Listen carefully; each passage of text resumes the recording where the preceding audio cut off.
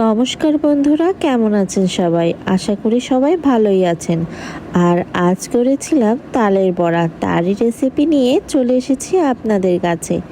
আশা করি আপনাদের ভালোই লাগবে। ভাদ্র মাসে যে তাল পাকে এটা আমরা সবাই জানি। আর আপনারা কে কে শনিবার সন্ধ্যায় আবার মঙ্গলবার সন্ধ্যায় তাল দিয়ে পাতা পোড়ান, আবার বড়া ভাজেন বলেন তো দেখি? আমরা কিন্তু করি। এই যে দেখুন, তালটা আমি প্রথমে তালেরটা খুলে ফেটিয়ে নেব, আর তালের যে পিউরিটা ওটা আমি বের করে নেব। এটা আমি কখনো করিনি, তাও আমি একটু চেষ্টা করেছিলাম। এই যে আমার তালের যে পিউরিটা করা হয়ে গেছে, আর আমার কি কি লাগবে দেখে নিন। আমার এই তালের পিউরি লাগছে, চিনি লাগবে, ময়দা লাগবে, চালের গুঁড়া লাগবে, আর লাগছে নারকেল। আমি প্রথমে কলাটা দিয়ে চিনি দিয়ে ভালো করে ফেটিয়ে নেব। পুরো মিহি করেই আমি ফেটিয়েটা নেব, তাহলে খেতেও স্বাদ হবে, আবার ঘ্রাণটাও ভালো আসবে, কিন্তু গালে বাঁধবে না। এমনই করে ভালো করে ফেটিয়ে নিতে হবে। আমি তো এভাবেই তালের বড়াটা করা শিখেছি দেখে।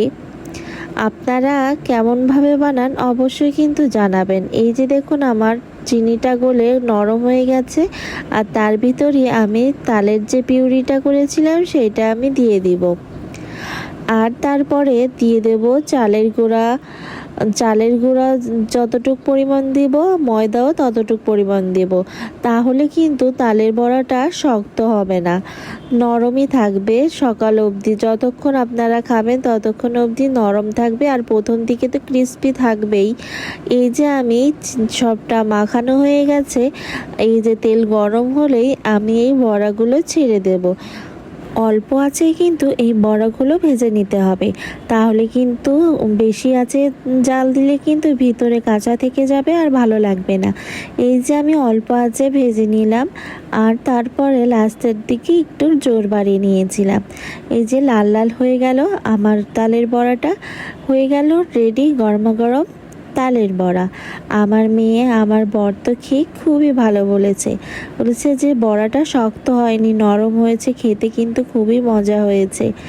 এই তো আমার হয়ে গেল সুন্দর একটা রেসিপি, আপনাদের সাথে শেয়ার করলাম। আর আপনাদের কেমন লাগলো, আর আপনারা করেছেন তাহলে ছবি দিন কমেন্টে।